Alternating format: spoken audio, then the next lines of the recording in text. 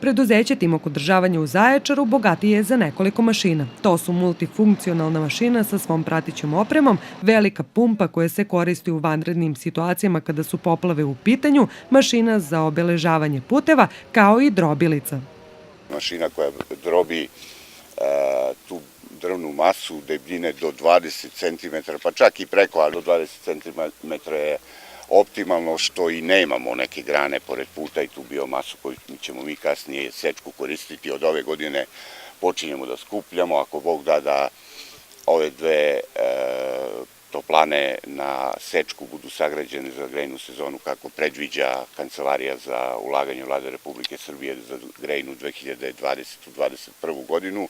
Mi ćemo već imati pripremljenu biomasu, kao što smo rekli, upravo zahvaljujući ovoj drobilici za nekih najmanje 2 godine eksploatacije, pošto ste i čuli iz studija o izvodljivosti da je nama na godišnjem nivou potrebno za te dve toplane oko 3600 tona ove mase.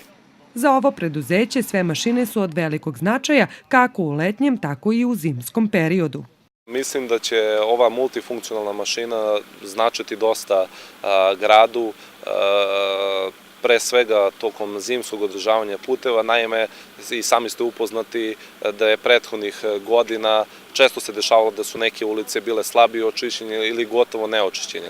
Znači, mi ćemo bukvalno biti kao ispomoć gradu kako bi se u tim periodima kada napada veliki sneg sanirale te ulice i kako bi bili očišćeni kolovozi.